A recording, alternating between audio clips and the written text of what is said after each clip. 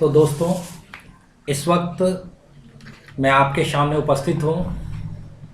आपके द्वारा जो डिमांड किए गए क्वेश्चन थे, ऑब्जेक्टिव क्वेश्चन, उस ऑब्जेक्टिव क्वेश्चन के साथ मैं आपके साथ हाजिर हूँ।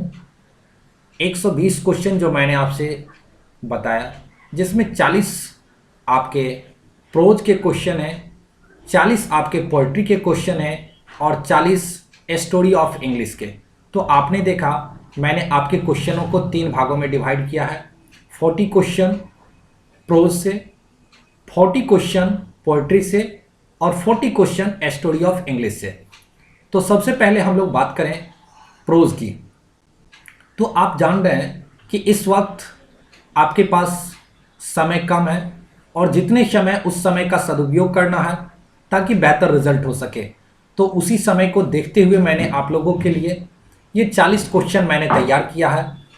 देखिए, पहले हम प्रोज के 40 ऑब्जेक्टिव क्वेश्चन की बातें करें, पुनः हम लोग पोइट्री की और स्टोरी ऑफ इंग्लिश की भी बातें करेंगे। तो इस वक्त हमारा पहला क्वेश्चन है इंडियन सिविलाइजेशन एंड कल्चर से। तो आप सभी लोगों ने Indian civilisation and culture chapter को पढ़ा होगा। तो देखिए, पहला क्वेश्चन आपका कह रहा है Indian civilisation and culture is dash. इसका मतलब हम सभी लोग जान रहे हैं कि इंडियन सिविलाइजेशन एंड कल्चर क्या है। तो इंडियन सिविलाइजेशन एंड कल्चर क्या है, तो आप लोग बताएंगे? जी, मैं आपको बता दूं कि इंडियन सिविलाइजेशन एंड कल्चर, देखिए यहाँ आपको दिया गया है कि एन एसे। तो हम सभी लोग जान रहे हैं कि इंडियन सिविलाइजेशन एंड कल्चर क्या है, तो यह एक ऐसे है। कंफर्म हो गए?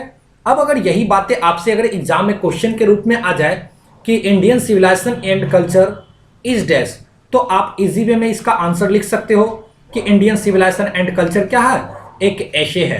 क्लियर हो गया? चलिए, तो पहला क्वेश्चन समझ गए हम लोग, इंडियन सिविलाइजेशन एंड कल्चर क्या है, एक ऐसे है। कंफर्म।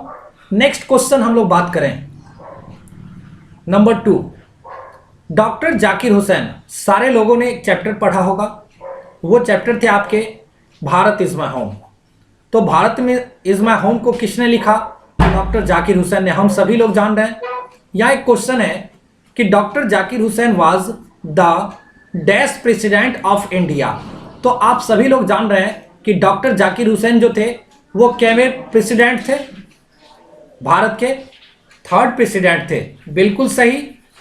तो डॉक्टर जाकिर हुसैन भारत के 3rd प्रेसिडेंट थे, तीसरे राष्ट्रपति थे। Next question, the Gujarati equivalent.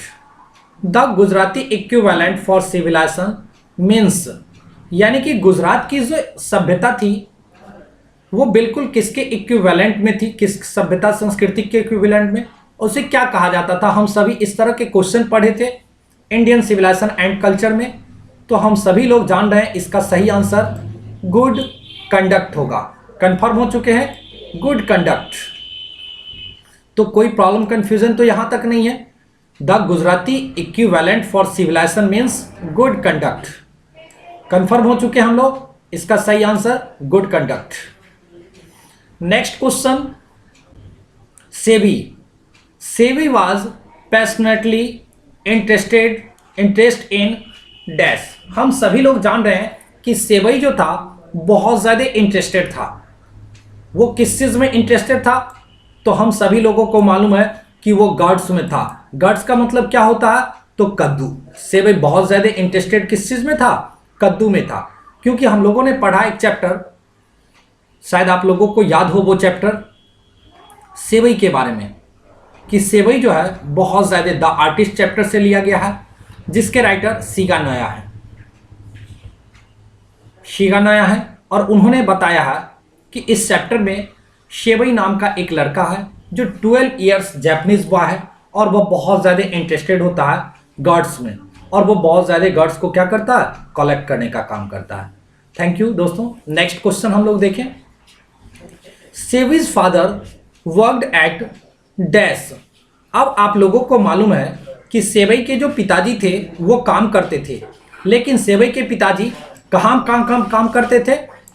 तो ये बताएंगे आप लोग? बिल्कुल सही जवाब आपने दिया, कारपेंटर शॉप। यानी सेवई के पिताजी कहाँ काम करते थे? तो कारपेंटर की दुकान में, अर्थात किसी बढ़ई की दुकान में वो काम करते थे। तो इस तरह से सारे क्वेश्चन को आप अच्छे से देखते चले। यदि आपको अच्छा लगे तो आप हमारे इस वीडियो को अपने दोस्तों को फॉरवर्ड कर सकते हैं, सब्सक्राइब कर सकते हैं और हमारे चैनल को सब्सक्राइब करने के साथ साथ यदि वीडियो आपको अच्छा लगे तो लाइक और कमेंट भी कर सकते हैं। चलिए नेक्स्ट क्वेश्चन हम लोग देखें। शिगानाया बिलोंग्स टू डैश, यानी सारे लोग जान रहे हैं कि शिगानाया जो है वो बिलोंग करते थे, लेकिन वो कहाँ से शिगानाया बिलोंग करते थे? तो हम सभी लोग जान रहे हैं कि शिगानाया जापान से बिलोंग करते थे। क्लियर हो गया? शिगानाया कहाँ से बिलोंग करते थे? तो जापान से। कोई प्रॉब्लम तो नहीं है? सेवई was a 12 years old dash boy. यदि हमसे ये कहीं पूछा जाए या किसी ने पूछा कि सेवई नाम का एक लड़का था जो द आर्टिस्ट में था, लेकिन उसकी एज क्या थी? तो हम सभी लोग जान रहे हैं कि 12 years का था और वो कहाँ का रहने वाला था? तो जापान का रहने वाला था। इसलिए हम इसे क्या कह सकते हैं? जापानीज बॉय कह सकते हैं। क्लियर हो गया? Next question. According to Zakir Hussain, यानी कि जाकिर हुसैन के अनुसार dash is a prime instrument of national purpose, यानी कि जान रहे हैं हम लोग कि डॉक्टर जाकिर हुसैन के अनुसार प्राइम इंस्ट्रूमेंट क्या था किसी भी राष्ट्र के लिए? तो एजुकेशन। ये आपने बीच की पंक्ति जब चैप्टर पढ़ेंगे तो आपको पता चलेगा कि हमारे गांधी जी कहते, डॉक्टर जाकिर हुसैन कहते हैं कि education is the prime instrument for national purpose. इसलिए हमारा सही आंसर एजुकेशन। नेक्स्ट क्वेश्चन हम लोग देखें। Who is ambassador in a pinch of snuff? आपने चैप्टर पढ़ा ए पिंच ऑफ सनफ, तो उस चैप्टर में हमने देखा कि ए पिंच ऑफ सनफ में क्या होता है कि एक नानू काका है। सब लोग नानू काका को जान रहे होंगे, लेकिन यहाँ पर थोड़ा सा नानू काका से हट के क्वेश्चन किया गया है कि हु इज एम्बेसडर? एम्बेसडर कौन है? ए पिंच ऑफ सनफ में एम्बेसडर राजदूत कौन थे? तो मैं आपको बता दूं कि ए पिंच ऑफ सनफ में एम्बेसडर हजरत बरकत अली के रूप में आए हैं, अर्थात सही आंसर हजरत बरकत अली। नेक्स्ट क्वेश्चन है आपके। Which type of pros price is a marriage proposal, यानी आपने जो चैप्टर देखा है आपके बुक में जो पढ़े होंगे a marriage proposal, a marriage proposal जो है वह किस तरह की रचना है, किस टाइप की रचना है? तो हम सभी लोग जान रहे हैं कि ए मैरिज प्रपोजल एक प्रकार की ड्रामा है। तो ए मैरिज प्रपोजल एक प्रकार की क्या है? ड्रामा है। क्लियर हो गया? Next, Bharat is my home, Bharat is my home and I have a dream or dash, यानी कि भारत इज माई होम और आई हैव ए ड्रीम, ये दो चैप्टर की बातों को मैंने एक ही क्वेश्चन में ला के रख दिया, क्योंकि दोनों के सेम आंसर हैं। भारत इज माई होम और आई हैव ए ड्रीम, ये दोनों के दोनों स्पीच हैं। स्पीच का मतलब क्या होता है? तो हम सभी लोग जानते हैं भाषण। कोई प्रॉब्लम्स तो नहीं है? Thank you. Doctor Zakir Hussain delivered the speech in dash, यानी कि डॉक्टर जाकिर हुसैन ने भाषण दिया था। कब दिया था? आप सभी लोगों को मालूम होगा 1947। यहाँ पे मिस्टेक है, 1947 होंगे। 1947 ईस्वी में डॉक्टर जाकिर हुसैन ने कब स्पीच दिया था, भाषण दिया था? 1947 ईस्वी में, जब वो क्या चुने गए थे? फर्स्ट प्रेसिडेंट, ये third president of India. Next question. According to Gandhi ji, according to Gandhi ji अर्थात गांधी जी के अनुसार माइंड इज डैश वर्ड। हम सभी लोग जानते हैं कि गांधी जी के अनुसार माइंड इज डैश वर्ड, तो mind is a restless word. हम सभी ने पढ़ा है कि मनुष्य का मस्तिष्क क्या है? एक अशांत पक्षी है, बेचैन पक्षी है। वह जितना ही ज़्यादा पाता है उतनी ही ज़्यादा चाहत रखता है, और इन सबों के बावजूद भी आज वो क्या है? असंतुष्ट है।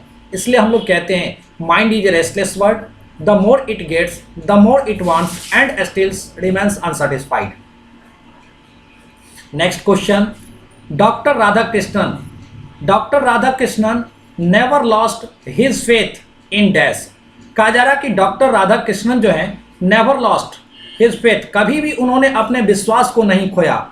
तो कहाँ नहीं खोया? तो इसेंशियल ह्यूमैनिटी, तो आप सभी को याद होनी चाहिए, डॉक्टर राधाकृष्णन ने कभी भी अपने विश्वास को नहीं खोया। तो किस आधार पे, कहा, तो इसेंशियल ह्यूमैनिटी। क्लियर हो गया आंसर? चलिए बहुत अच्छा। इस तरह से मुझे लग रहा है कि आप लोग क्लास में सारे क्वेश्चन को समझ जाएंगे, घर पे समझ जाएंगे। जहां आप देख लिए इस वीडियो को, शायद मुझे नहीं लगता दोबारा आपको ऑब्जेक्टिव के लिए ज़्यादा मेहनत करने की ज़रूरत पड़ेगी। और मैंने जो क्वेश्चन को लाने की कोशिश की है, मैं आपको बता दूं कि प्रत्येक वर्ष ऑब्जेक्टिव क्वेश्चन इसी से लगभग मिलते जुलते क्वेश्चन पूछे जाते हैं। इसलिए मुझे पूरा विश्वास है कि इस वर्ष भी ऑब्जेक्टिव आपके बेहतर होंगे यदि आपने अच्छे से इसे देख लिया, तैयारी कर लिया। वैसे तो डिटेल्स के लिए आप हमारे क्लास को ज्वाइन करके भी आपने पढ़ा है, और आप सबों को मालूम है कि हमारे द्वारा एक बुक लिखी गई है, जो बुक इस वक्त सारे लोगों के बीच आया और इसके परफॉर्मेंस भी बहुत ही अच्छे रहे। और मैं बता दूं कि उस बुक का नाम एग्ज़ाम टॉनिक रखा गया है। फिर हमारी नेक्स्ट बुक भी आ रही है जो एग्ज़ाम डॉज के नाम से आ रहे हैं, और वह भी बहुत जल्द मिलेंगे आप लोगों को। और यदि आप जो इस वक्त हमारे साथ जुड़े हुए हैं, यदि आप लोगों को हमारी वीडियो अच्छी लग रही हो, यदि आप हमारे इस क्लास से संतुष्ट हो, तो आप अपने दोस्तों को भी शेयर करें, लाइक करें, और अपने दोस्तों को भी सब्सक्राइब करने के लिए कहें, और ज़्यादा से ज़्यादा इस वीडियो को प्रमोट करें कि आगे आपके दोस्त भी इसे देख सके, ताकि किसी की भी ज़िंदगी में एक परिवर्तन आ सके। उसके उज्जवल भविष्य की मैं कामना करता हूँ, चाहे वो यहाँ पढ़े हो या कहीं भी पूरे बिहार में पढ़े हो। मैं सबों के लिए उज्जवल भविष्य की कामना करता हूँ। तो देखते हैं हम लोग next question. Our forefather did not invent machinery. हमारे जो फोरफादर थे अर्थात पूर्वज थे, did not invent machinery because हमारे जो पूर्वज थे वो मशीन का आविष्कार नहीं किए थे। वो नहीं चाहते थे। क्यों नहीं चाहते थे? सारे लोगों को मालूम होगा, क्योंकि वो जानते थे हमारे पूर्वज, they knew we would become slaves. यदि हम लोग मशीन का आविष्कार करें, यदि हम लोग मशीन के साथ जुड़ जाएंगे, तो हमारे पूर्वज जानते थे कि निश्चित रूप से हम लोग क्या हो जाएंगे? मशीन के गुलाम हो जाएंगे।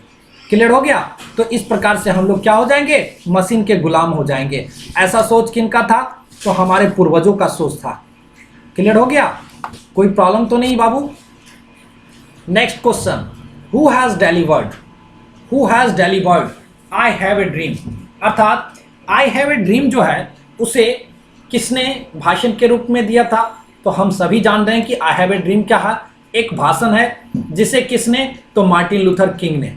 यानी क्लियर हो गया कि आई हैव ए ड्रीम है क्या है? यह एक भाषण है, और इस भाषण को किसने दिया था? मार्टिन लूथर किंग जूनियर ने दिया था। क्लियर हो गया? Next question, main character of a pinch of snuff. आप सबों ने पढ़ा है ए पिंच ऑफ सनफ, जो किनके द्वारा लिखा गया है? तो नानू काका के द्वारा। क्या? जी नहीं, मैं आपको बता दूं, ए पिंच ऑफ सनफ बहुत सारे लोग यहाँ पे कंफ्यूज कर जाते हैं, कहते हैं नानू काका। जी नहीं, मैं आपको बता दूं कि ए पिंच ऑफ सनफ को मनोहर मालगोंकर ने लिखा है, और इसमें मेन कैरेक्टर के रूप में अगर कोई है तो वह नानू काका है, जो नैरेटर के मैटरनल अंकल हैं, जिसे आप मामा कहते हैं। तो main character of a pinch of snuff अर्थात ए पिंच ऑफ सनफ के मेन कैरेक्टर कौन है? तो नानू काका है। क्लियर हो गया? देखिए, फिर एक क्वेश्चन है जो इसी से मिलता जुलता क्वेश्चन है। नानू काका is the dash of narrator. अभी जस्ट मैंने आप लोगों को बताया कि नानू काका कौन थे? तो मैटरनल अंकल थे। क्लियर हो रहा ना? तो देखिए, नानू काका is the dash of narrator. Narrator किसे कहा गया है? कथाकार। अर्थात इस स्टोरी को किसने लिखा है? तो नानू काका स्टोरी को मनोहर मालगोंकर ने लिखा है, ये हम सभी जान रहे हैं।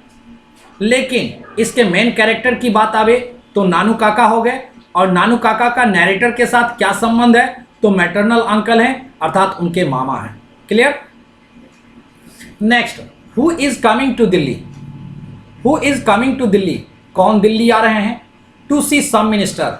मंत्री से मिलने के लिए कौन दिल्ली आ रहे हैं? तो मैं आपको बता दूं कि ए पिंच ऑफ सनफ में बताया गया था कि नानू काका अपनी माँ के पास, नानू काका अपनी बहन के पास आ रहे हैं, लेकिन उनका जो भांजा है वह नहीं चाह रहा है कि वो अपनी बहन के पास आवे, इसलिए बताया गया कि नानू काका दिल्ली आ रहे हैं। तो यहाँ पर नैरेटर उन्हें मना करने की भी कोशिश करते हैं। तो आपका क्वेश्चन कह रहा है who is coming to Delhi to see some minister, कौन दिल्ली आ रहा है मंत्री से मिलने के लिए? तो नानू काका। चलिए यहां तक तो कोई प्रॉब्लम्स नहीं होंगे। नेक्स्ट क्वेश्चन की बातें करें। The narrator is a dash on probation. आप जान रहे ए पिंच ऑफ सनफ, इसमें एक नैरेटर है। नैरेटर का मतलब कथाकार है, राइटर हैं, जिनके बारे में कहा जा रहा है कि वो नैरेटर ऑन प्रोबेशन, परीक्षा की अवधि में वो क्या थे? तो आप सबों को मालूम है वो अंडर सेक्रेटरी थे, यानी परीक्षा की अवधि में वो अंडर सेक्रेटरी थे ऑन प्रोबेशन पीरियड में। क्लियर हो गए? Next question, ideas that have help mankind, ideas that have help mankind has been written by dash, यानी कि ideas that have help mankind को किसने लिखा है? तो मैं आपको बता दूं कि ideas that have help mankind को Bertrand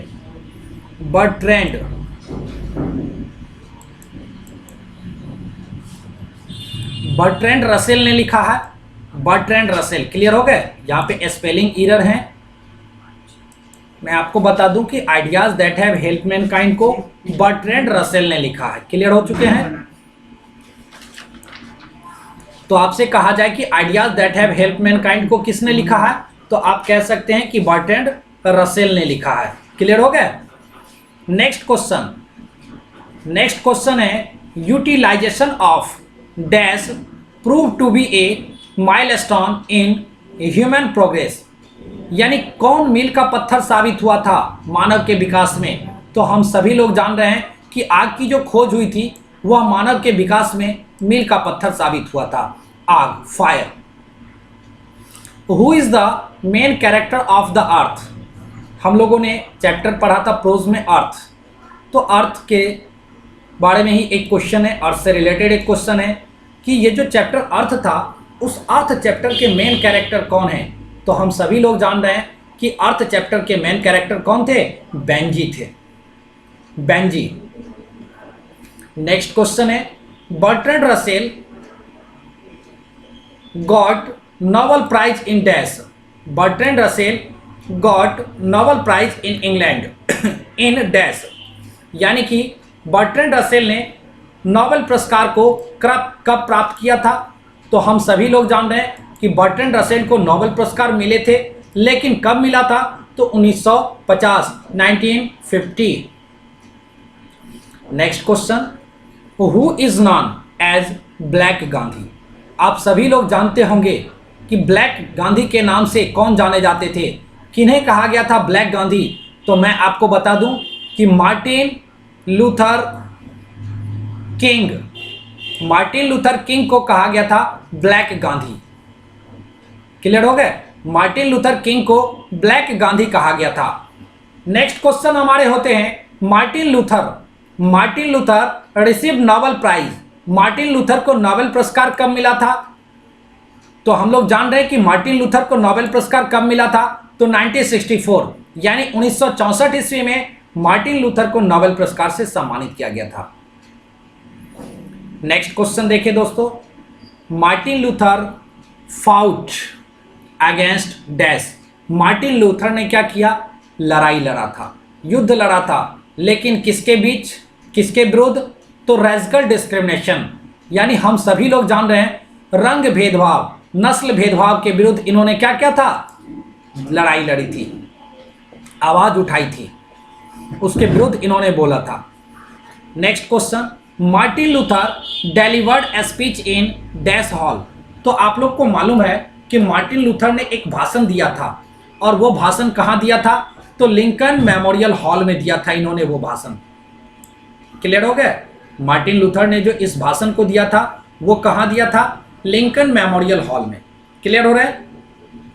next question, Martin Luther was a famous dash, हम सभी लोग जानते हैं कि मार्टिन लूथर जो थे वो एक फेमस क्या थे? तो एक ऑरेटर थे। मार्टिन लूथर एक फेमस ऑरेटर थे। Next question, doctor Zakir Hussain इंटर्स in the office in the spirit of dash, तो मैं आपको बता दूं प्रेफुल,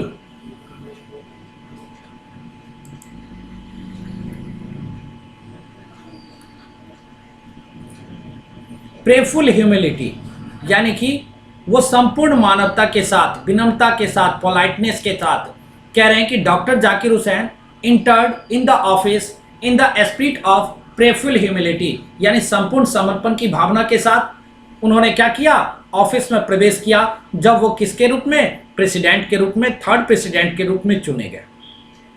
next question, a marriage proposal is dash act play. इस तरह के क्वेश्चन पूछने की पूरे संभावना है। यह जो क्वेश्चन आप देख रहे हो बहुत ही इंपॉर्टेंट क्वेश्चन है। अब तक जो भी पूछे जा रहे क्वेश्चन इसी टाइप से पूछे जा रहे हैं। तो हम लोगों ने देखा कि ए मैरिज प्रपोजल यह किस तरह का एक नाटक है। तो मैं आपको बता दूं, एग्जाम में आपको कंफ्यूज करने के लिए 1 act, 2 act, 3 act, 4 act play देंगे, तो आप सही आंसर लिखेंगे यह एक 3 एक्ट प्ले है। Next question, Anton Chekhov belong to dash, यानी एंटोन चेखोव जो हैं वो कहां से बिलोंग करते हैं। तो मैं आपको बता दूं इसका सही आंसर रसिया, यानी एंटोन चेखोव रसिया से बिलोंग करते हैं।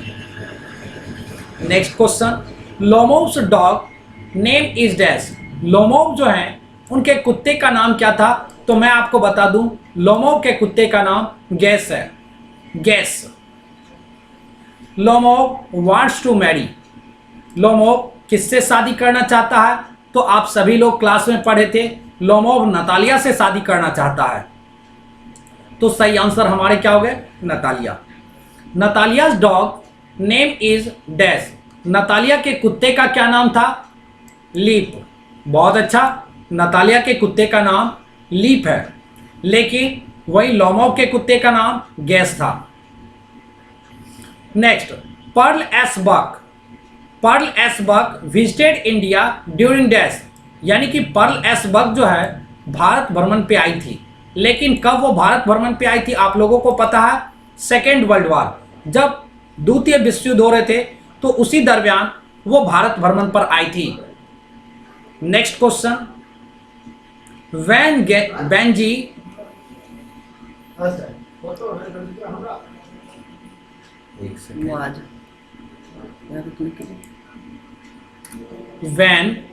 वेंजी वाज 21, जब वेंजी 21 के थे यानी 21 वर्ष के थे, his father handed him a dash, तब उनके पिताजी ने उनके हाथ में क्या दिया।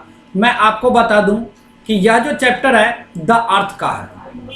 द अर्थ में बेंजी जब 21 साल का हो गया था, उसे पढ़ने में इंटरेस्ट नहीं था, तो वैसे स्थिति में उनके पिताजी ने उन्हें डॉक्टर के पास जाकर सलाह लेकर के उन्हें मुर्गी पालन का काम दिया। और इसी मुर्गी पालन के साथ साथ जब वो पैसे कमाना शुरू किए तो 21 वर्ष की अवस्था में उनके पिताजी ने उन्हें एक पासबुक अर्थात बैंक अकाउंट खुलवा दिए थे। Next question, main character of the artist. आप सभी लोग जान रहे हैं आर्टिस्ट जो एक कद्दू की कहानी है, जो एक लड़का है सेबई जो बहुत ज़्यादा इंटरेस्टेड होता है कद्दू के लिए, पेंटिंग के लिए। तो यहाँ पर क्वेश्चन है कि द आर्टिस्ट जो चैप्टर है उसके मेन कैरेक्टर कौन है। तो सही आंसर सेबई। क्लियर हो गए। Next question, in dash societies the whole matter of pregnancy is a celebration. तो ट्रेडिशनल यानी कहा जाता है हमारे समाज में जो प्रेगनेंसी होती है तो वह किस मैटर पर जो है सो पूरी तरह से देखा जाता है। तो ट्रेडिशनल, परंपरागत व्यू पर, traditional view, traditional. Next question कह रहे हैं कि इन the words of Gandhi, in the words of Gandhi यानी गांधी जी के शब्दों में dash is a restless word. तो अभी थोड़ी देर पहले मैंने आप लोगों को बताया था कि mind is a restless word, the more it gets the more it wants and stills remains unsatisfied. अर्थात हमारे सही आंसर क्या हो गए, माइंड। यानी in the words of Gandhi, Gandhi ji के शब्दों में dash is a restless word, तो mind is a restless word. Clear हो गए। तो दोस्तों आपने जो इस चैनल को देखा, देखने के बाद यदि आपको हमारी वीडियो अच्छी लगी हो तो आप हमारे इस वीडियो को अपने दोस्तों को शेयर कर सकते हैं, सब्सक्राइब कर सकते हैं और ज़्यादा से ज़्यादा लाइक और कमेंट कर सकते हैं। Thanks for your watching this video. Thanks.